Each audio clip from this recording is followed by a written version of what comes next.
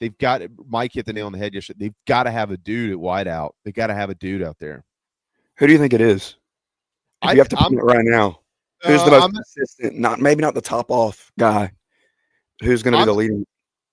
I am going to go with Nyck Harbor. Okay. Now I haven't been on the love Nyck Harbor as a human and as an athlete. All that. Give me all that in a person. Haven't been on the Nyck Harbor bandwagon as far as a wide receiver goes because I didn't think he was there. I mean, yeah. And watching him play, talking to our sources, good ones. Reading between the lines, Rob, he wasn't there. He just wasn't there. But about halfway through the year last year, I felt like he was transitioning from learning how to play wide receiver at this level to making plays at wide receiver at this level. Now he's had an entire offseason. He put the track stuff on the shelf. He has learned the playbook. Mike Shula is still here. LaNorris Sellers is still here. And they're going to throw the football down the field more. And that's where he's going to be good. Yeah. Like, he might not be great 1 through 10. Those first 7, 8, 9, 10 yards might not be great. But if he gets going and he can separate and Sellers gets it there, he's going to be dangerous. So Absolutely. I'm going to go with Nyck Harbor. I think he's in line for a big year. I hope you're right because the physical attributes, if he can put it all together, we've said this a million times. I think that I'm going to go with Mazeo Bennett from the standpoint of productivity. It feels a little Kenny McKinley to me. And maybe I'm biased because I used to live next door to his high school position coach, and so I've been watching this kid since before he committed to Tennessee. But I just think there's something there in terms of finding holes, finding space in that 11 to 20-yard range that's going to allow him to have – maybe he doesn't lead the team in yardage, but I think he can sit down and find a space open to be that possession receiver and lead the team in catches. Mm-hmm. And so that's kind of where my evaluation is. I think Harbor, because he takes the top off, may lead the team in yardage. Well, you hit the comp on the head with Mazeo. He reminds me a lot of Kenny. Rest in peace, my friend. What a great dude and a hell of a classmate. That guy would make you laugh and get you in more trouble than and you never threw him under the bus. I'm curious to see. I mean, most all these guys have been working with LaNorris, but every great quarterback gets comfortable with somebody, especially at this level. I mean, I know. Okay, in 2022, you had Spencer and Juice, and that kind of became the thing, right? And then it became the thing with Leggett. Now, I'm not so sure that they had anybody near Leggett's talent when he was here a couple of years ago, so it was kind of forced. But you go all the way back. I mean, Blake fell in love with Sydney. Steve, I can't wait till Steven's back on doing his weekly stuff because he got yelled at by Coach Spurrier more than you could possibly imagine for guys just standing wide open. No, I'm throwing the ball to Alshon. Yeah. Like, I know that they'll catch it, but I also know that he's going to catch it. So I'd rather throw it to my favorite guy. Yeah. And if I make a mistake, he'll make it look a little bit better. All these guys, they run into somebody who becomes their favorite target. Sometimes it can get them into some trouble. So I don't know if we'll know who LaNorris's favorite target is after the first 4 quarters of the year in Atlanta. I'm not sure. Yeah. But I can't imagine we won't know by the end of September.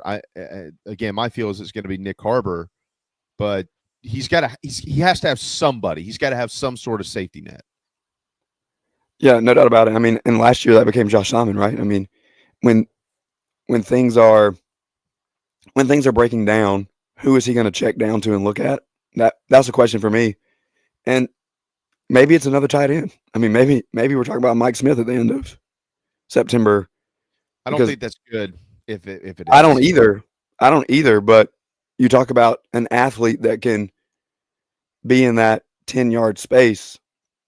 I think that they're going to use it. I think that Shula wants to use it some too. So I don't think that it needs to be his favorite. But yeah. But the thing for me too is that as we sit here and talk about it, you can bring Matt in, you can bring JC in, They may say different names, right? You can bring Mike back and he may say somebody else.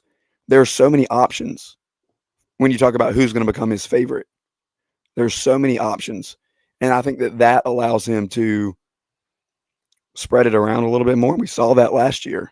I think it may be more beneficial, though, if somebody like Harbor emerges and you have that situation, not where it's 2023 Leggett and everybody else is way down here. But I think you need somebody that maybe is just head and shoulders above the rest. Well, they're all going to play early. I can tell you that. I always have a very, like, people get on these bandwagons with these young freshmen sometimes. I'm not that. No. I'd rather, if it happens, great. I don't care. It's not about being right. But if you're going to ask me for a prediction or ask me for my opinion, I'm not putting all the eggs in the boat of a young kid who has not played at this level yet. I'm just not doing it. It is so rare. I'm not saying that it can't happen or that it won't happen. It might, but it is so rare for that to happen at this place. And I just think it really needs to be one of the four guys who've been here. You know, Jacobs, Smith, Bennett, or Harbor. You mentioned Michael Smith, and we'll hit a timeout. Or don't forget about Jared Brown too, because I think that he could do something. Brown, not Smith. That's why I'm sorry, Jared Brown. I said Smith twice. They're of course they're going to throw the tight end. I mean, they got great tight end. My favorite tight end isn't even the best pass catcher on the team. It's Mo Maurice Brown, number 44. Love that kid. The kid who blocked the punt last year against LSU. I thought your favorite tight end was the kid with the porn name. What is his name? Roman Reigns? Yeah. What was his name? Luke Rame. Yeah, there you go. Luke Rame. I don't know what it is. Reno Rame. Reno, that's what it is. Yeah, Reno Rame. There you go.